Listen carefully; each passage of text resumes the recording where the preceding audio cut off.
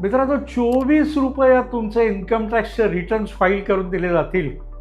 विश्वास बसतोय? नाही ना.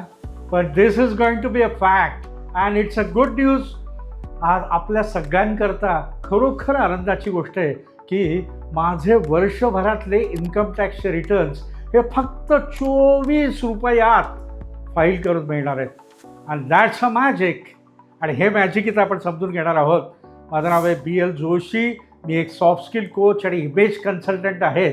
आणि आज ₹24 इन्कम टॅक्स रिटर्न्स फाईल करून घेणे यासंबंधी आपण चर्चा करणार आहोत. आपण आपल्या चार्टर्ड अकाउंटंटकडे गेलो किंवा टॅक्स कन्सल्टंटकडे गेलो तर he will charge a certain amount आणि ती त्याच्या अनुभवाप्रमाणे शिक्षणाप्रमाणे या सगळ्या गोष्टी बदलतील.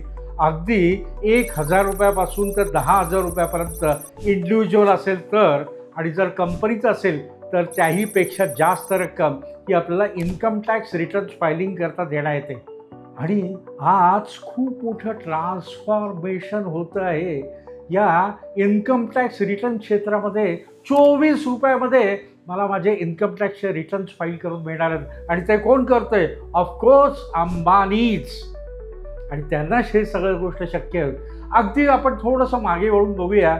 2016 साली टेलिकॉम इंडस्ट्रीमध्ये केवढं ट्रान्सफॉर्मेशन झालं होतं. अंबानीच त्यांनी जिओ, आपल्याकडे अनेक जणांकडे हा फोन असेल बघा, सुरुवातीला आपल्याला याच्यामध्ये डेटा फ्री दिला होता, कॉलिंग पण फ्री होतं आणि आपण सगळ्यांनी या सगळ्या गोष्टी एन्जॉय केल्या. And we are still enjoying it at the cheapest cost. आणि हे नेटवर्क आपल्याला सर्व दूर पोचवतं आहे. आणि त्याच प्रकारची आणखीन एक मॅजिक ही आज चार्टर्ड अकाउंटंट्स त्या भरत असलेल्या IT रिटर्न्समध्ये घडणार आहे. आज आपण भारत देशाचा विचार केला ना तर माझ्या भारत देशामध्ये 9,19,00,000 लोक हे IT रिटर्न्स भरतात. आणि हे जर रिटर्न ₹24 भरून दिले तर आपले केवढे पैसे वाचतील. आणि हे वाचलेले पैसे आपण निश्चितपणे चांगल्या कामाकरता वापरू शकू किंवा त्याची बचत करू शकू, ज्या योगे आपल्याला आपल्या भविष्यकालीन तरतूद पण करता येईल दरवर्षी वाचलेल्या पैशामधनं. आज आपल्याला हा विचार करायचा आहे की मी जेव्हा इन्कम टॅक्स रिटर्न्स भरतो ना त्यावेळेला माझी पूर्ण माहिती या इन्कम टॅक्स रिटर्न्समध्ये असते.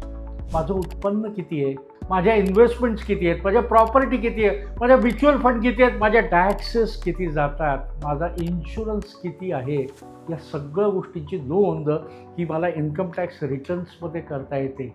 आणि हेच मला असं वाटतं आज हे जिओ फायनान्शियल सर्व्हिसेसनी लक्षात घेतलेलं आहे. आणि आज डाटा मायनिंग आणि डाटा कनेक्शन हे एक सगळ्यात मोठं प्रेशस असलेली गोष्ट आहे. जिओ फायनान्शियल सर्व्हिसेसमधनं वेगवेगळ्या प्रकारच्या फायनान्शियल सर्व्हिसेस दिले जातात. याच्यामध्ये जिओ पे झाली, जिओ बँक झाली, जिओ असेट मॅनेजमेंट झाली, जिओ म्युच्युअल फंड्स झाले, जिओ प्रॉपर्टीज झाल्या. आज केवढ्या सर्व्हिसेस इथं दिले जातात. अंबानीच किंवा जिओ फायनान्शियल सर्व्हिसेस हे असं तर करत नाही आहे ना की 9,19,00,000 लोकांचा डेटा ते सेव्ह करणार, तो डेटा प्रोटेक्शन करणार आणि त्याच्यातनं त्या डेटा मायनिंग करून आपल्याला वेगवेगळ्या ऑफर्स दिल्या जातील, may be at the cheaper rate. आज इन्शुरन्स सेक्टर हे माझ्या भारत देशामधलं अतिशय अनटॅप्ड असलेलं सेक्टर आहे. आणि maybe Jio financial institute are entering in to that in a very big way. आज प्रत्येक मध्यमवर्गीय माणूस हा हाय रिटर्नच्या दृष्टिकोनातनं आज म्युच्युअल फंडामध्ये इन्व्हेस्टमेंट करतोय. ते ह्याला म्युच्युअल फंडातली इन्व्हेस्टमेंट हे करणं हे जास्त सोपं जाईल. लोन्स अवेलेबल असतील, बँकिंग फॅसिलिटीज अवेलेबल असतील, ॲसेट मॅनेजमेंटच्या सर्व्हिसेस अवेलेबल असतील.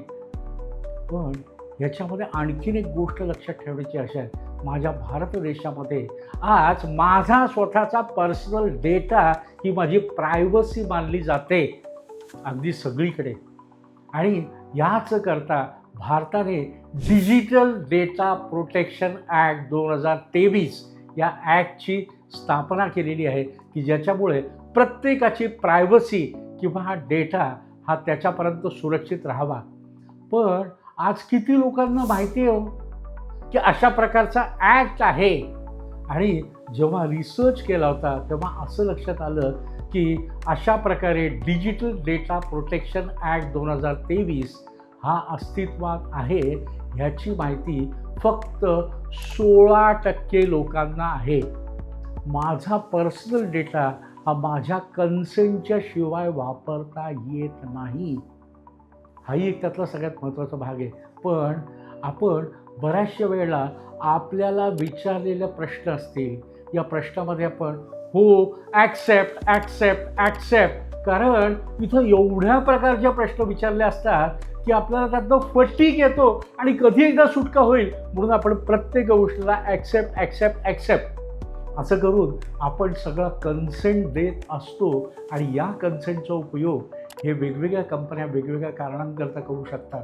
मित्रांनो, या निमित्ताने सांगण्याची तुम्हाला आवश्यकता आहे की मला जर माझ्या IT रिटर्न्स हे 24 रुपयात मिळत असतील तर अतिशय चांगली गोष्ट आहे, माझी निश्चितपणे बचत होणार आहे.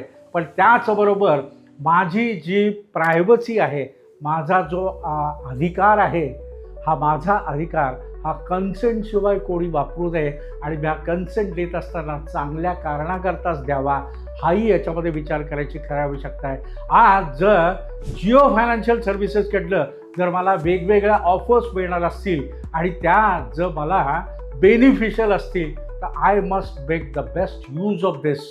कदाचित ह्याच्यामध्ये माझ्या देशातल्या चार्टर्ड अकाउंटंट्सला थोडाफार निश्चितपणे फरक पडू शकेल. But after all customer benefit is the most important.